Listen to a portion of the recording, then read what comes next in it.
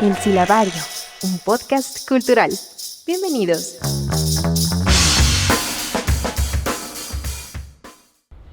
Bienvenidas y bienvenidos a un nuevo episodio de El Silabario. Hoy nuevamente nos encontramos en Los Pinos, en el Complejo Cultural Los Pinos, en la Casa de las Culturas de México. Y en esta ocasión vamos a conversar con les artistes cabareteres Ana Laura Ramírez y Mariano Ruiz, quienes conforman una compañía que se llama Parafernalia Teatro, y es un gran gusto tenerlos en esta ocasión con nosotros en la Casa de las Culturas de México. ¿Cómo están? Bien, muy contenta. Me encanta ese nombre, ¿eh? Muchas gracias por tenernos aquí, es nuestra casa, es su casa. Su casa, Es bienvenida. la casa de todas y de todes. Pasó de ser la casa de unos cuantos a ser la casa de todos. La casa de México. Exacto, la casa de México. Así es, pues muchas gracias por estar aquí, qué gusto. Y pues el día de hoy vamos a hablar acerca de Parafernalia Teatro, que está cumpliendo, si no me equivoco, 10 años de trayectoria, que se dicen fácil, pero que evidentemente no lo es. Pero antes de comenzar a hablar de Parafernalia Teatro, me gustaría que nos cuenten acerca de ustedes, que se presenten. ¿Cómo les gusta, cómo te gusta, Mariano, narrarte? ¿Cómo te gusta describirte, Ana Laura? ¿Cómo te gusta, Mariano? Esto suena como de programa de cocina. ¿Cómo te gusta, Mariano? Sazónalo.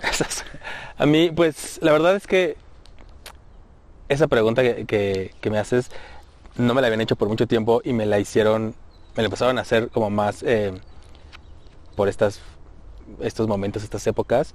En 10 años de carrera que he tenido no me habían hecho una pregunta así y creo que nunca empecé a pensar cómo nombrarme, pero sí recuerdo muchísimo la primera vez que estuve en el Festival de Cabaret, que yo era pues como asistente ahí, estaba como dando las gracias por estar, así de aquí estoy, estaba en el vicio, muchísimas sillas, estaba Ana Laura, estaba Ceci Sotre, estaba Marisol, estaba Luz Helena, y yo dije, bueno, ¿qué tal? Hola, soy Mariano Ruiz, y ya, y Luz Helena, la directora del festival, volteó y me dijo, no, eres Mariano Ruiz y cabaretero, y yo, no, sí, gracias.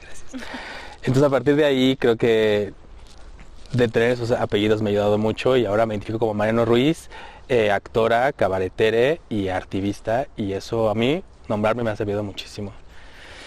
Ana Laura, ¿tú cómo te...?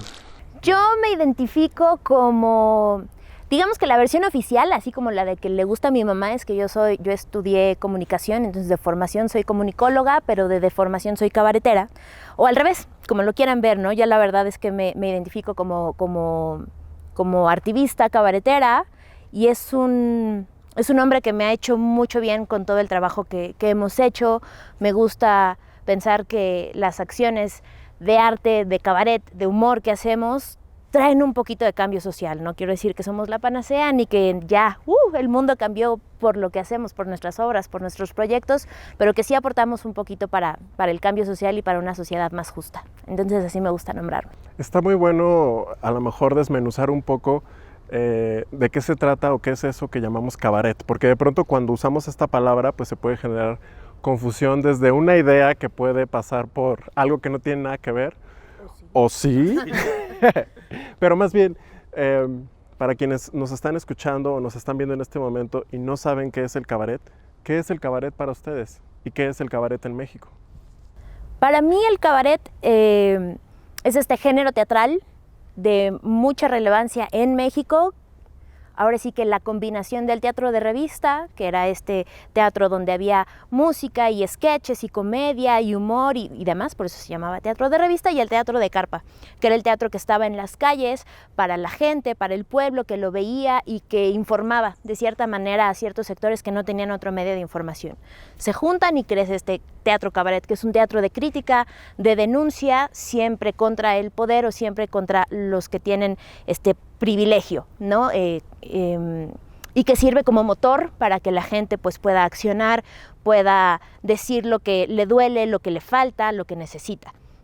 Y siempre con humor. Y de un tiempo para acá un humor que es incluyente, que es diverso, que es bastante consciente de las necesidades, de los problemas de género, de diversidad, de inclusión que hay, y que además de ser un género teatral se puede mover y se puede expandir a una perspectiva, es decir, puede moldearse a campañas audiovisuales, a canciones, a proyectos que implican tener un cambio social, insisto, como hace ratito decía, para que esta sociedad pues sea un poquito más justa, placentera y feliz. Para mí eso es el cabaret.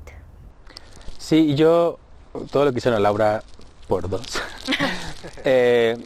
También me gusta a mí mucho pensar que el cabaret, además de venir, el mexicano, además de venir de todos los grandes artistas de carpa y de revista, también tenemos esta gran escuela de los cabarets parisinos y de estos lugares donde todas los artistas que no eran bien vistos en los escenarios parisinos se iban a estos espacios oscuros, bajos, a ser vistos, ¿no? A ser vistes, a mostrar sus cuerpos, los cuerpos que no eran bien aplaudidos, a hablar del cuerpo, a exponerlo, a cantar, a bailar, a hacer canciones de denuncia del cuerpo.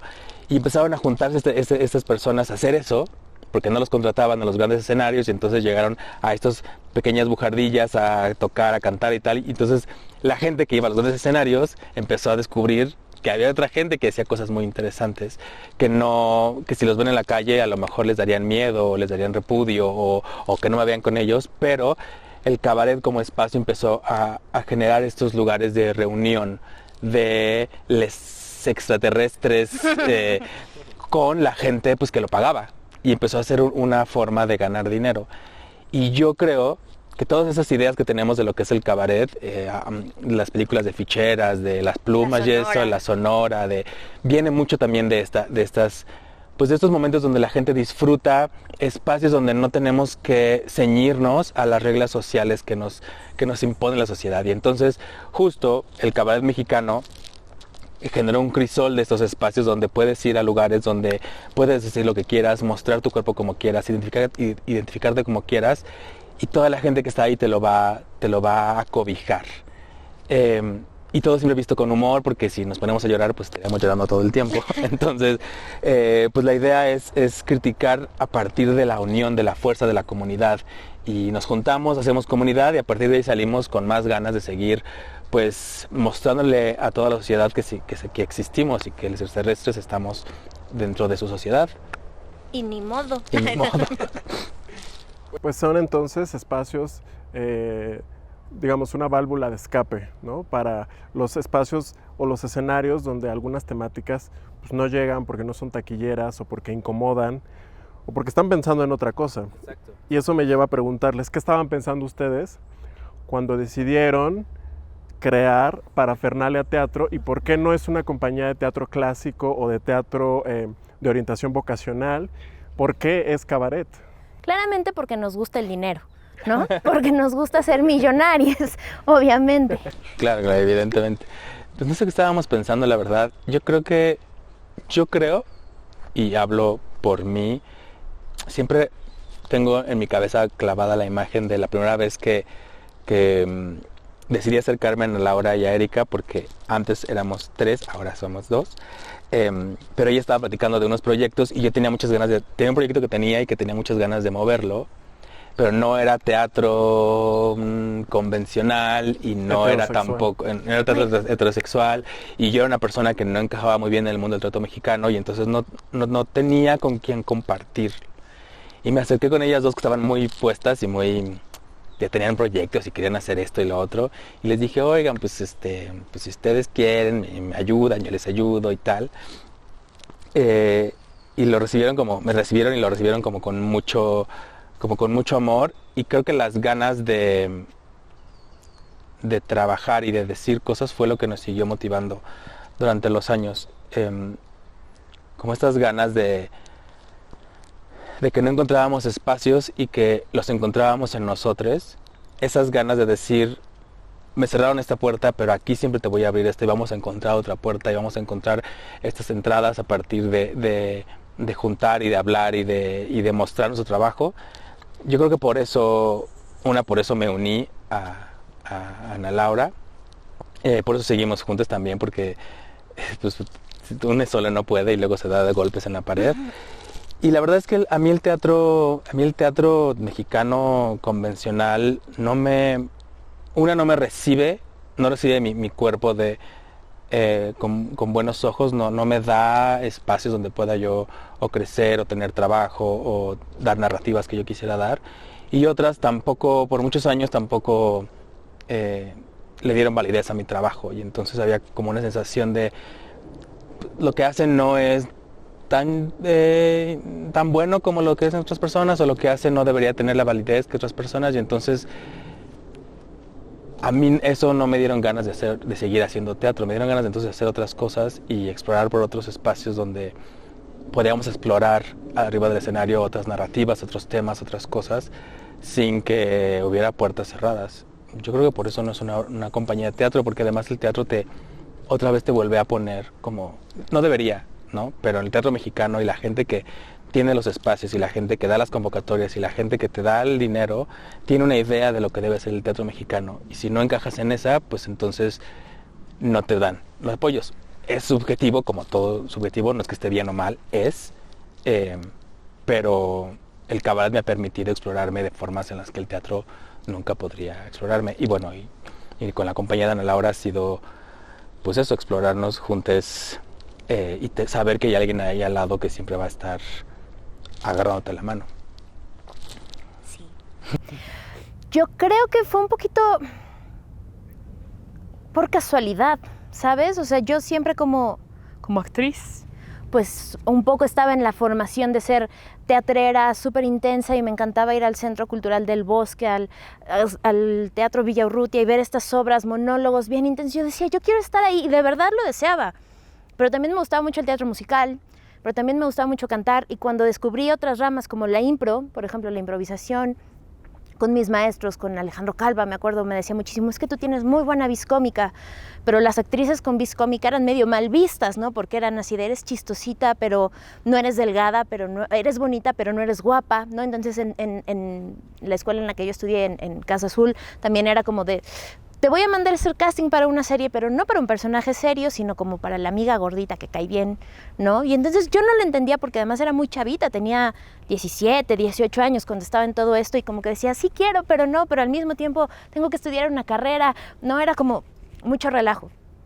Hasta que un día vi un anuncio de un taller de cabaret anunciado con una Liza Minnelli, y dije, ay, pues a lo mejor está padre, ¿no? Porque también canto y me gusta.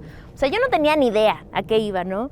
Conocí a Ceci Sotres, y ella me quitó la venda de los ojos tal cual en el taller de cabaret, de ver todo lo privilegiada que era, todo como mi mundo perfecto, pues era un mundo, pues sí, de una burbuja en la que yo tenía el privilegio de ser una niña que estudiaba en cierta escuela con una familia de cierta manera y demás, y ver cómo la realidad era otra, y ver cómo esa realidad se podía criticar, digamos, o hacer mofa de ella desde el teatro, y ver qué se podía hacer con música y con humor, y que no iban a criticar tanto, porque sí un poquito, tu cuerpo, tu forma de ser, tu manera de hablar. Y ahí fue cuando dije, ah, qué bien. Conocí a Erika, me invita a este proyecto en el que estábamos, me subo al escenario, siento las risas de una manera distinta, y dije, ¡pum!, de aquí soy. No hay manera. Y empieza a hacer como toda esta transformación en mí, entender otras cosas que jamás pensé que entendería a través del teatro, como los feminismos, como el género, como el activismo, como la diversidad sexual, en fin, como un montón de los derechos humanos, ¿no? Un montón de cosas.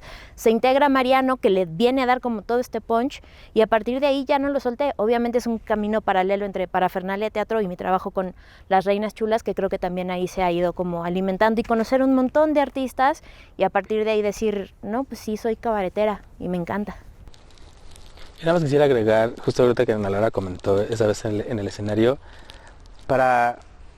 no sé si Ana Laura lo dijo así, pero yo sí lo interpreto así, para alguien que vivió durante toda su vida y su preparación actoral sintiéndose mal con su cuerpo, que hubiera un momento en el que la gente se riera contigo y no de ti, es muy poderoso. O sea, y creo que eso nos los da el cabaret y no nos los da otro espacio de teatro. Y yo a mí también recuerdo que ese momento, como dije, sí se están riendo de lo que conmigo, ¿no? Estamos todos juntos en esto. Me cambió la vida, y lo que yo quisiera hacer todo este tiempo es ayudar a otras personas a que se sientan así a través de lo que hacemos. Se pensaría que el teatro y las artes en general, por ser espacios de libertad y sobre la libertad, son espacios que a menudo o que siempre son muy incluyentes. Sin embargo, ya lo explican bien ustedes, se siguen repitiendo esquemas de trabajo que ya no son vigentes, se sigue recurriendo a los estereotipos para la asignación de personajes, los directores a lo mejor siguen en otro tiempo. Ya han hecho algunos comentarios al respecto, pero ¿cuál consideran que es el estado del teatro en nuestro país y qué necesita cambiar? ¿Cuál es la transformación que tiene que llegar al teatro? Yo creo que está en dos etapas, digámoslo. Una, sí, de terrible decadencia, horror heterosexual, hegemónico, machín, acoso, violencia sexual no reconocida, institucionalización forzada y todo el terror que se puedan imaginar y que seguramente ya han hablado un montón de artistas. También creo que hay un proceso paralelo donde distintas voces están aprendiendo el gran valor que tienen y saben que ya no se tienen que quedar calladas y que se están reconociendo esas voces. Hay un montón de chavas, hay un montón de directoras, dramaturgas, no solo mujeres o personas que se identifican como mujeres sí, sino mujeres trans, personas no binarias, que están rompiendo ese esquema y que están alzando la voz y que están denunciando, no solo por medio del arte, sino por medio de denuncias, tal cual, que están haciendo que esto se mueva, ¿no? Y como cualquier cambio, como cualquier transformación, cuesta y la gente en el poder pues no lo suelta, ¿no? ¿Quién va a querer soltar el poder así como así? Me gusta pensar más en ese lado, ¿no? En el momento del cambio, de la transformación, de ya la banda se está dando cuenta y el mismo, y no solamente la gente del teatro, de la escena, los que estamos arriba, como se dice, sino también los públicos, ¿no? Si el público fuera pasivo y solo viera del lado, pues sería, creo que, un movimiento sin causas o no sucedería nada, pero también las audiencias se van dando cuenta, están dejando de ir a ver obras de ciertos directores porque se saben las violencias. En las escuelas, las chavas que están estudiando reconocen que las prácticas ya están muy pues antañas, ¿no? Y le están dando el valor a su cuerpo, que al final es tu herramienta. Me gusta pensar que estamos en ese proceso. Sí está chafón muchas veces, seguimos retomando algunas prácticas antañas, pero hay, ahora sí, como la telenovela, una luz en el camino. ¿Tú cómo lo ves, Mariano? Ya has hablado sobre el tema del cuerpo y el cuerpo es muy importante porque el cuerpo sirve para hacer política y sirve para hacer teatro y por eso hablamos de artivismo, ¿no? Que resuena mucho en el cabaret. ¿Cómo lo sientes? Siento que la visión de Ana Laura es muy positiva. Híjole, yo quiero creer la visión de Ana Laura, pero la verdad es que a mí me cuesta mucho trabajo. Siento que el teatro mexicano está liderado por pues gente que lleva haciendo teatro por mucho tiempo, que lleva haciendo buen teatro por mucho tiempo, y es gente que educó a los públicos a ver el teatro de cierta forma. O sea, cuando vemos la historia del teatro mexicano, el gran auge empezó cuando empezaban a ver historias pues mexicanas, El Gesticulador, Sergio Magaña, ¿no? Cuando empezaron a ver este tipo de teatros que eran muy parecidos a las tragedias norteamericanas, pero basadas aquí, y estas ganas del romanticismo del teatro como espacio en el que hay escenografía y hay los grandes actores y actrices y las divas y el teatro de la ciudad. Ese romanticismo creo que es el con el que todo el mundo ahora entendemos el teatro. Y a mi parecer, la dificultad es que la gente de arriba que tiene el dinero, que tiene los espacios, sigue queriendo hacer ese tipo de teatro a pesar de que ya no es el teatro que el público quiere ver. Pero los públicos también, muchos públicos sienten que no les gusta todavía ver a la persona famosa, nos gusta reír. O sea, es por eso que obras que creemos que son tan sencillas como El Tenorio Cómico funcionan tanto, porque la gente sigue teniendo esas ganas de querer ver a la persona que se ve en la tele o quererse reírse de lo que sea, ¿no? Que no está mal, pero creemos que esos son los mismos teatros. Pero el teatro que hace El Tenorio Cómico es un teatro muy específico en el que claramente pues, los cuerpos disidentes no van a entrar, y si entran como una forma de burla. ahí no estamos pidiendo nada, ahí está muy bien y ganan dinero y qué bien. Pero luego está el teatro que se dice que es teatro, que es un teatro inclusivo, un teatro artístico, donde de todas formas tampoco entran los cuerpos disidentes, tampoco las narrativas disidentes.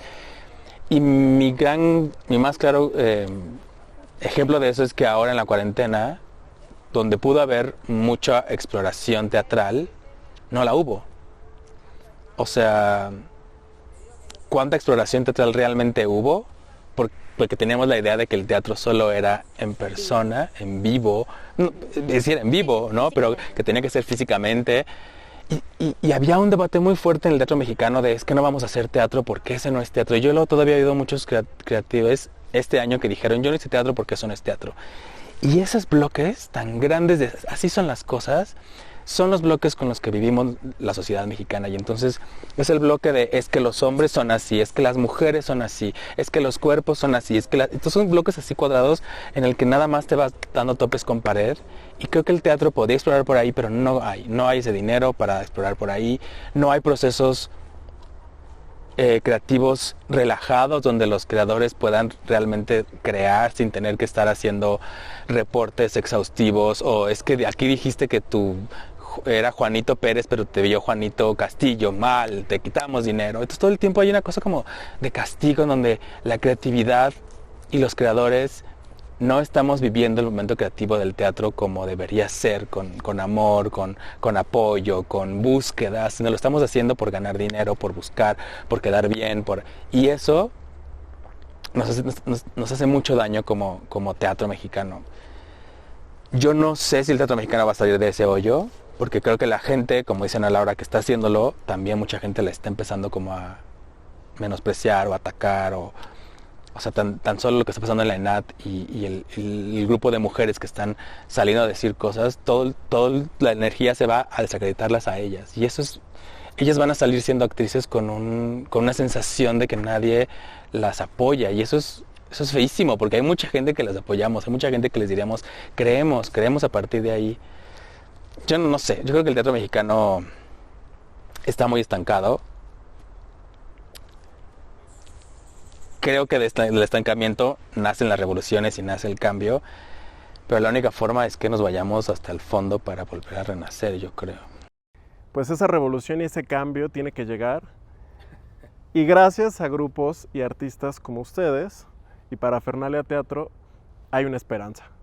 Entonces, ahora que hemos hecho este repaso sobre el teatro y lo complejo que es, y nos faltó decir mucho, me gustaría preguntarles cuáles son estos montajes que a lo largo de estos 10 años se han vuelto muy significativos para la compañía, pero que además viven en sus corazones sin pagar renta y que además también háblenos justo de esta pedagogía que han construido en sus proyectos para hablar acerca de el respeto a las diferencias, de la perspectiva de derechos humanos en las artes, en el teatro específicamente, y de tantas cosas que se han ido construyendo con los años y que han sido estas paredes y estos cubos con los que han chocado, que decías, Mariano. Pero a ver, ¿qué ha hecho Parafernalia en estos años? ¿Qué ha hecho para cambiar? ¿Dijeron mucho? Para cambiar lo A que ver, estamos hablando. A ver. Sí, cierto. Mira. Es que tenemos muchos. 10 años son 10 Sí. años. Muchos años. O sea, Para ti, ¿cuál es el más importante? ahí sí yo no sé si podría decir cuál es más. O sea, tengo como 3 espacios que mi corazón en Parafernalia que me han dado vida. El primero fue cuando, y eso no fue nada más de Parafernalia, fue cuando acabamos el taller de teatro cabaret que estábamos con Ceci Sotres e hicimos nuestro primer espectáculo de cabaret como tal. Éramos nosotros con lesotres del taller e hicimos un show que se llamaba Cría Cuervos y te sacarán los votos y hablaba sobre la elección de ese momento que no era la federal sino era la intermedia y justo la figura ahí fuerte era el Bester Gordillo y la manipulación que tenía supuestamente. Sí, porque ella era inocente. Ella era inocente, que la manipulación que tenía para que pues estos pudieran manejar los votos de cierta forma para que ganaran ciertos poderes. Y La verdad fue un show que a mí me divirtió mucho. Escribir chistes y ver que la gente respondía a esos chistes, para mí fue muy emocionante, aunque yo no los dijera, pero saber que los había escrito. Había un sketch que me mataba de risa que yo hacía, que era el Bester queriendo hacer una campaña de lectura con Anaí y Alfonso Herrera de RBD, que además Alfonso Herrera de ese momento ahora ha cambiado muchísimo su figura, pero era el Bester le daban ahí un libro, pero ella no sabía cómo moverlo porque pensaba que era un iPad, entonces le hacía así, no podía, hacerlo y ver que la gente se reía y que además podíamos sacar nuestra frustración a partir de ahí fue un gran momento. Y después yo dije, bueno, aquí lo hicimos con Ceci, Todes y tal, ¿no? Pero cuando hicimos ya nuestra compañía y empezamos a hacer como algunos espectáculos aquí y acá, llegó de repente una gran idea que fue hacer un show de 3 mujeres como de estos pin-ups, girl groups de los 50s, que además yo no era como... no sabía mucho, pero Ana Laura sabía muchísimo y entonces nos dice, es que esta canción, ¿y por qué no hacemos esto y hablamos de feminismo? Y empezar a hablar del tema, empezar a sacarlo, empezar a hacer estos personajes y sacarlos a las calles, sobre todo salir a dar funciones en todas las delegaciones, ver cómo la gente reaccionaba a mí, a un cuerpo masculino vestido de mujer, diciendo estas cosas, hablando de feminismo, hablando de feminicidios. Me cambió muchísimo la idea de que como compañía teníamos algo que podíamos seguir explotando y me dieron más ganas de seguir conviviendo con la gente, ¿no? Ya más allá de decir somos les artistas que venimos a informarles, me dan ganas como de hacer cosas que giraran y que la gente nos dijera, nos gritara cosas que pudiéramos volver a hacer show y tal. Y así fue como llegamos a hacer, a construir una asociación civil y a hacer proyectos que hablaban directamente con las chavas de los SH, de los Conalep, sobre qué les importaba, qué querían decir ellas. Ya no era sobre nuestra idea de lo que creíamos que querían decir, sino qué querían decir, cómo tomaban ellas temas como aborto, como las violencias, cómo las entendían y cómo además a través de eso podían hacerlas humor y ayudar a otras de sus compañeras.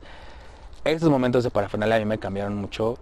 Yo no creo que Parafernalia sea el cambio que México espera, no creo que sea la esperanza de México. No sé si pudiera decir que hicimos algo bueno para el teatro mexicano. O sea, yo no podría responder esas preguntas. Pero sé que para mí fue... Está quitando la bandera, por si no saben, no está quitando la bandera, porque ya se decepcionaron de nosotros. Pero creo que... pero estos momentos a mí me hicieron entender que por lo menos para mi carrera como activista y como artista, ese trabajo estaba dando algún tipo de fruto. Tal vez no en el público, pero mucho en mí y el cambio que yo hacía en mí con la gente con la que empecé a juntarme, que también eso cambió muy importante. Y empezar a eliminar ese tipo de violencias o actitudes que hagan que la sociedad se haga más putrefacta. No es fácil, pero todo esto me ha hecho intentar ser una mejor ciudadana para apoyar lo que está pasando en nuestro país. Muy bonito, muy bonito. Mis 3 momentos de Parafernalia los tengo clarísimos. El primero, es que además... lo que detonan es muy importante. El primero, en el Teatro de la Ciudad, Mariano, en su momento Erika y yo, haciendo Parafernaliets, que fue como el primer detonante, en un teatro lleno, en el Teatro de la Ciudad, que es un teatro hermoso, 1,500 personas o no sé cuánto quepa, y los 3 súper nerviosos, vestidos así con nuestras falditas súper amponas y 50, que además compramos en las pacas de Pino Suárez con 50 pesos, porque hasta ese momento no teníamos presupuesto como ahora. Y salimos e hicimos un sketch muy bonito, como que la gente lo recibió muy bien, y creo que eso nos formó a decir... nuestros chistes sí pegan, ¿no? O sea, como que fue un decir, ay, sí lo estamos haciendo bien, al nivel Reina Chula, al nivel César Enríquez, al nivel Astrid Haddad, que eran los artistas que estaban en esa misma premiación de la Noche de las Publivíboras, y que a la gente al final nos felicitara a la salida y nos dijera, ay, qué padre, están actuando, están muy chavitos, qué ¿no? Como que ahí dije, de aquí somos, me gustó muchísimo. El segundo, para mí, fue la primera vez que hicimos un show político que se llamaba Los Príteres, que además era en un momento cuando fueron las elecciones de Enrique Peña Nieto, cuando él quedó como presidente. Íbamos a las marchas, yo iba a marchas y era así como de, ay, qué rebelde soy, ¿no? Sí, la resistencia a la izquierda. E hicimos un show donde Mariano era un estudiante de la Ibero, del Movimiento 132. Yo era un juez y me encantaba ser malo. Me encantaba hacer el cinismo, el priismo, haciendo esta frase que Jesús Rodríguez decía, de todos tenemos un pequeño priista dentro, y yo decía, sí, yo tengo 3, ¿no? Y entonces lo hacía y me encantaba, y además ese juez me ha acompañado.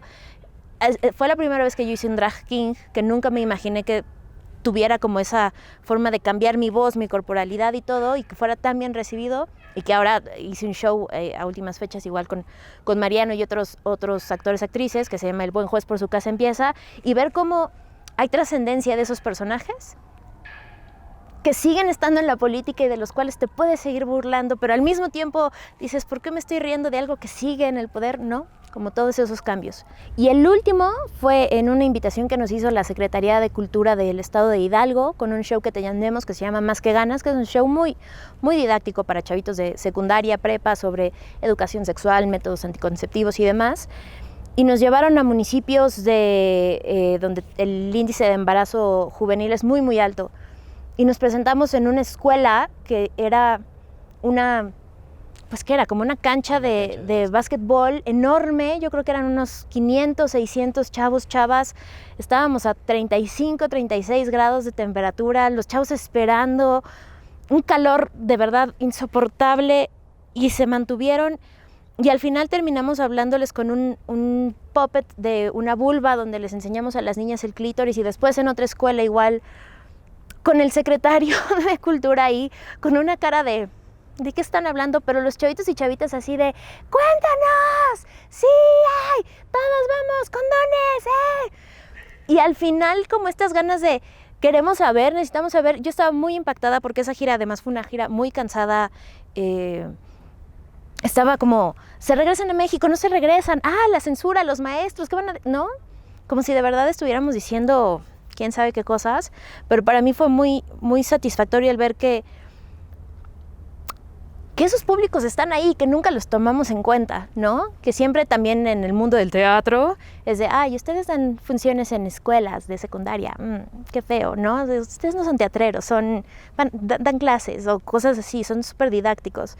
Y cuando ves el impacto que tienen tu chiste, tu puppet, tu chistín cabaretero con chavitos, chavitas de 15 años que al final se te acercan y te dicen, es que creo que mi novio me pega, o creo que estoy embarazada y no sé a dónde ir, o cosas así, y te piden ayuda, dices, algo pasó, algo, al menos ya. Y lo peor es que tratas de ayudar y no sabes cómo, porque las instancias pues no tienen varo. Vas a ciertas escuelas que te dicen, por favor regresen porque nosotros no sabemos cómo darles la información. Por favor, ¿cuánto cuesta su función? ¿No? A ver, les pedimos cooperación a los papás porque esta información se necesita y los chavos luego de adultos no la reciben, no porque nosotros no seamos adultos, pero lo decimos de manera distinta. Y ese es el momento en el que dije, ahí está, ¿no? Sí me encanta el público del Teatro de la Ciudad, claro que me encanta que la gente esté en el vicio echándose una chela y riéndose conmigo del juez, de la Virgencita Please, de Shakespearean Tour, de lo que sea.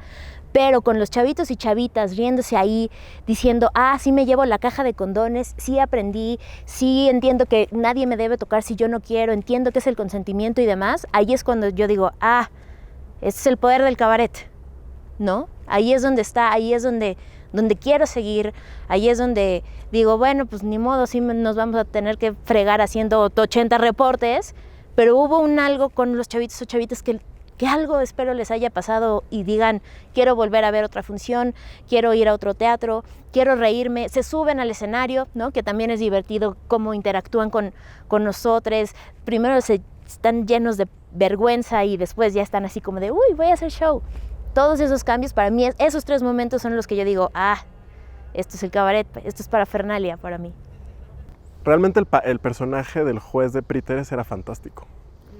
Sí. Yo me enamoré a partir de esa función. Aclarar para quien no lo vio, porque creo que sería bonito decirlo, que los Príteres hacíamos un juicio a las instancias que habían permitido el fraude de las elecciones de 2012. Entonces el juez, que era Ana Laura, y yo era quien iba a culpar a los culpables, que eran en ese momento era Soriana, era el PRI y Televisa. ¿no? Para quien no tenga el contexto y no sepa de qué era el show. Era muy divertido, la verdad. Era divertidísimo. Yo recuerdo perfecto cuando lo fui a ver al Vicio. Y también recuerdo algunas funciones de las parafernaliets. Entonces, pues, me da mucha alegría verlos aquí después de 10 años y que sigan con esta energía y con esta gran sonrisa y con esta gran propuesta sobre todo, porque lo que dice Ana Laura es muy cierto. Las audiencias están deseosas de nuevas historias, sobre todo las personas más jóvenes, ¿no? Los adolescentes, las juventudes, están hartas de los temas y el tratamiento que se les ha dado durante mucho tiempo y justamente quieren verse reflejados en personajes que sean poderosos, que defiendan sus ideas, que en la diversidad corporal y en la diversidad de pensamiento encuentren justamente estos modelos que en lugar de, como decía Mariano, nos generen vergüenza o una situación de incomodidad por la diferencia, pues más bien sea desde la diferencia que nos reconocemos como estos seres que somos capaces de generar emociones en los públicos y de despertar en ellos e influir justamente, o sea, qué necesario precisamente en un contexto de embarazo adolescente, por ejemplo, o de violencia de género, pues que haya alguien que te diga lo que muchas veces las maestras y los maestros no pueden decir en las escuelas porque se echan encima a los papás, en fin. Y eso es justo a lo que mencionaba hace rato, que creamos ese show a partir de un apoyo de una C, que no apoyaba necesariamente proyectos de teatro, pero nosotros pudimos como mostrarles cómo funcionaba. Pero después ha sido muy difícil que espacios teatrales acepten esta propuesta como teatral. Porque cuando la gente piensa en teatro de juventudes, piensa en la historia de amor, en el amor, la moto, ¿no? Jóvenes, bullying. Y es muy difícil que las instancias teatrales aprueben obras como este estilo, que es una cosa muy didáctica, que es una cosa muy frontal, dando información clara, abiertamente, pero es muy necesario. Y cuando vamos a estos espacios, les pregunto a los chavites, ¿qué obras vieron?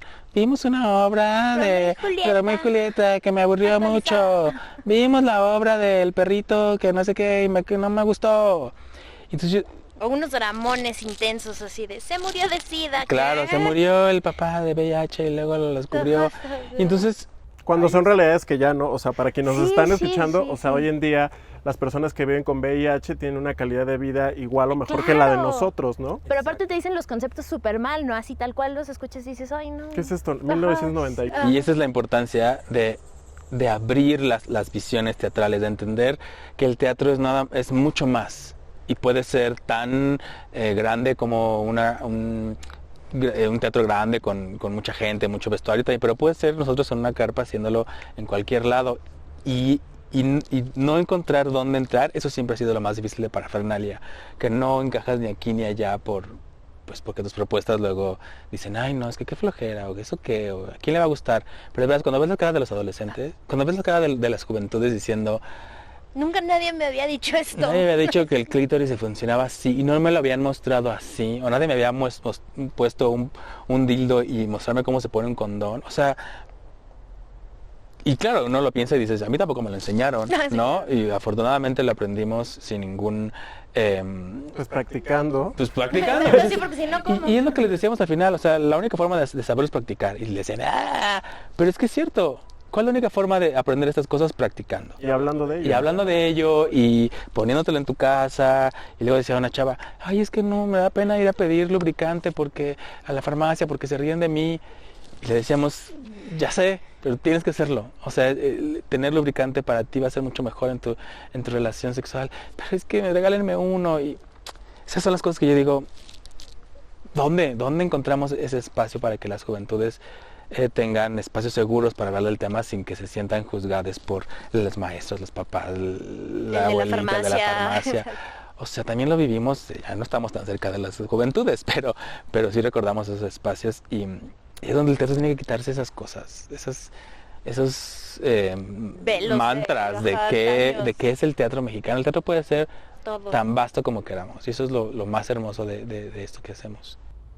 Pues muchísimas gracias por esta entrevista, qué gusto tenerles aquí en la Casa de las Culturas de México, el Complejo Cultural Los Pinos. Y pues para ir cerrando me gustaría preguntarles dos cosas. La primera, ¿qué les dirían a las personas jóvenes que quieren entrarle al teatro? Y la segunda, ¿qué significa para ustedes la libertad? Ana Laura. ¡Corran! No, no es cierto. Al teatro. Corran al teatro porque se van a divertir. Háganlo, pero investiguen mucho.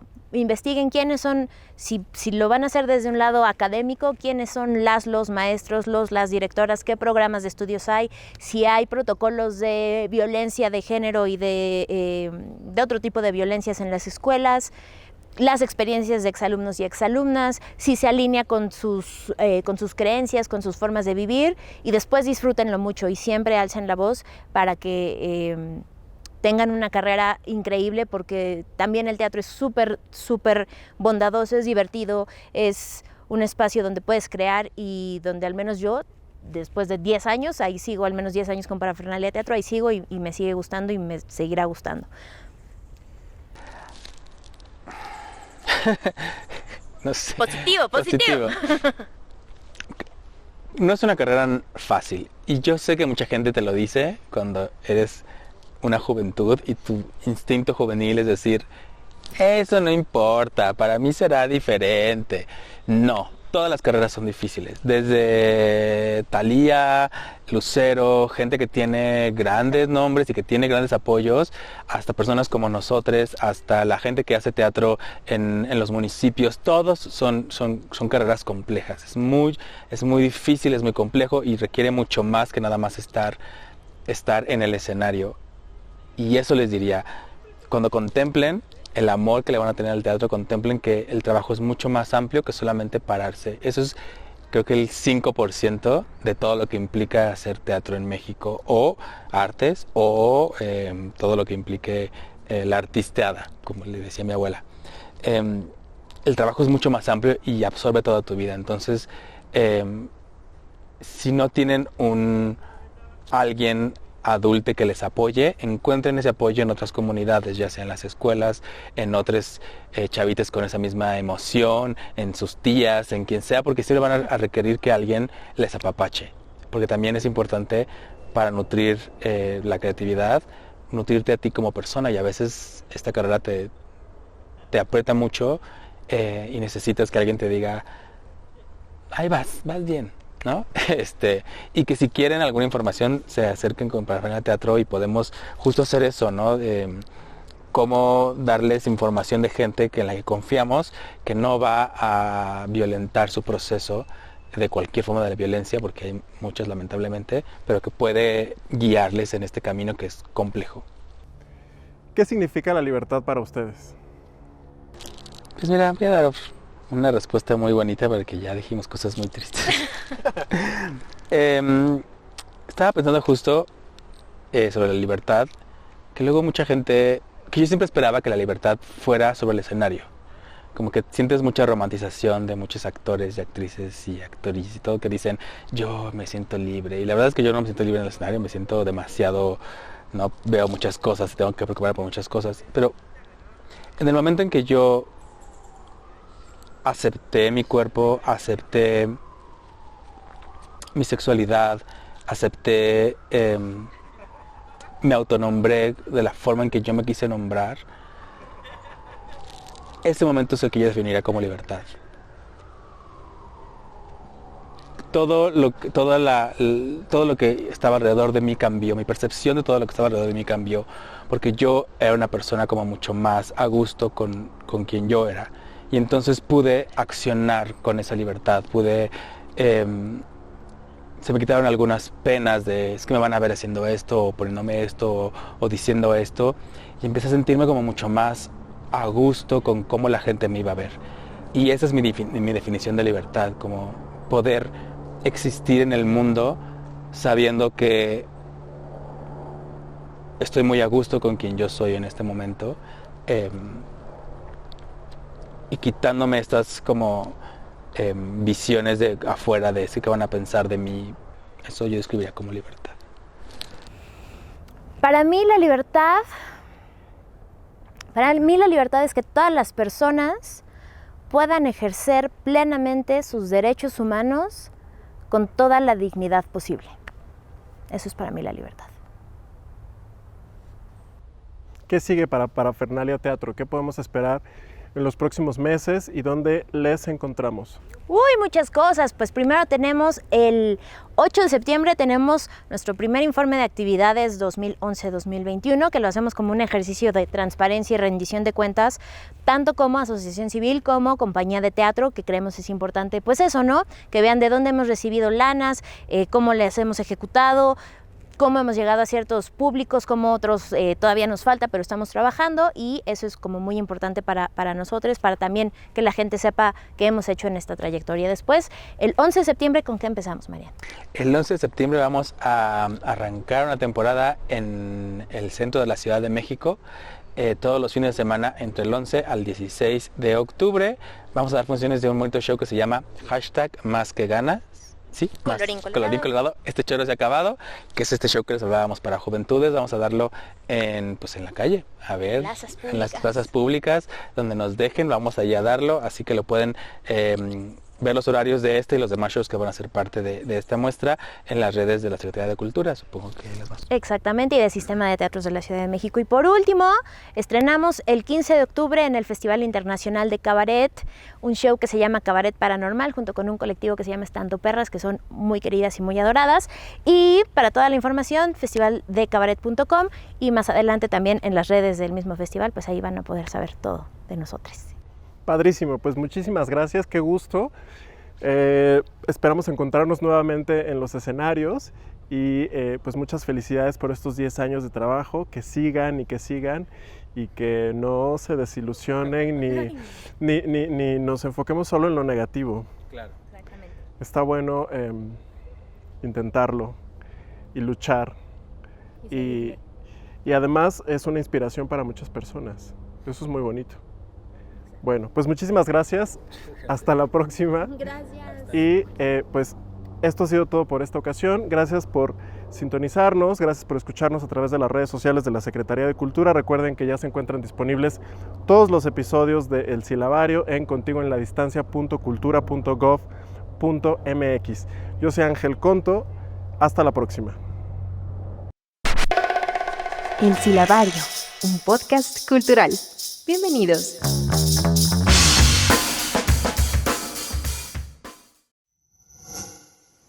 Gobierno de México.